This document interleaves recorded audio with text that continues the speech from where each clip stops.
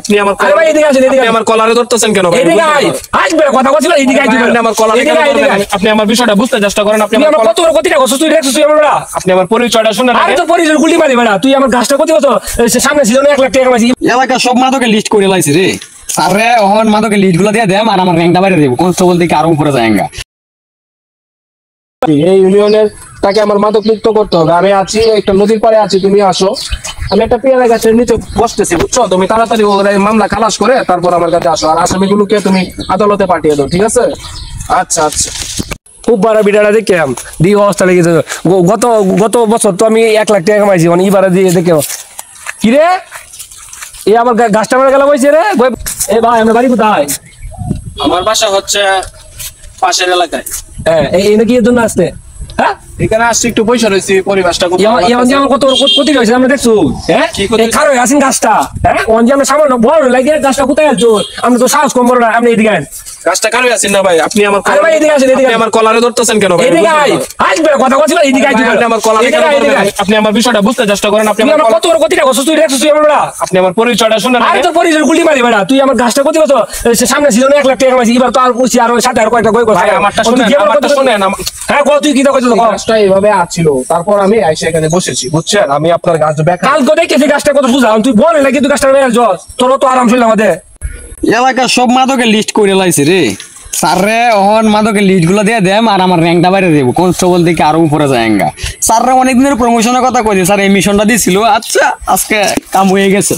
স্যাররা আজকে খুশি সংবাদটা দিয়াই সব লিস্ট করে লাইছি। স্যার স্যারের সাথে তর্কাতর্কি এটা করে কেন? এটা এত বড় সাহস, দেখি তো সামনে যায় বিষয়টা। তোর পরিচয় দে, ঠিক করে পরিচয় দে। ওয়ান তুই দুপুর লাগলা করবি তখন আঙ্গাই লই দে আঙ্গা তোরা বেটা চিনস তুই। কিন্তু আমার কলারে আবার ধরছেন, আপনি জানেন? আর দোষী কি বেটা, তুই ক্ষতি নাকি করছিস তুই বেটা? দেখছিস তুই রে একবার কিছু বুঝছেন যে আপনার এই গাছটা কি কারণে এরকম সেটা বুঝতে চেষ্টা আরে এইদিকে এইদিকে আয়, বুঝছি তোর বউ বুঝছি। তুই আরো আলো টাউট বিক্রি করস, তুই আলো টাউট আলো দো। আমি টাউট কে সুসুর ও আলো দো? আমাকে আপনার চুর মনে হয়? তো কি তেমন হয়? তুই আমার ক্ষতিটা গছ আবার উল্লা উল্লা কথা গছ অনগুলো তোর গাড়ায়াম করতে বললাম। আপনি আমাকে এখনো ভালোভাবে চিনতে পারেন? তোর পরিচয় দে, ঠিক করে দে পরিচয় দে। হ্যাঁ পরিচয় দিব, হ্যাঁ দে তোর পরিচয় দে। ওকে দিচ্ছি, শুনেন। এই দাঁড়ান, স্যারের পরিচয় আমি দিচ্ছি। স্যার হচ্ছে এই ডিভিশনের নতুন ডিআইজি। আপনি কার সঙ্গে কিভাবে কথা বলছেন? বললেন স্যার? হায় হায় আমার মাথাটা তো আসমান ভাঙ্গে পড়ে গেছে। স্যার স্যার স্যার মাফ করে দিন স্যার, আমি অত বড় গুলা বুঝছি স্যার, মাফ করে দিন স্যার।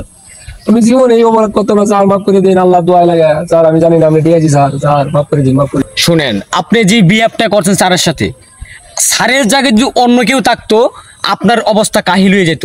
স্যার একজন ডিআইজি, অনেক বড় র্যাঙ্কের একটা লোক। স্যার অনেক ভালো মনের মানুষ, বেদে আপনাকে কিছু বলে নাই। তো next time so be careful.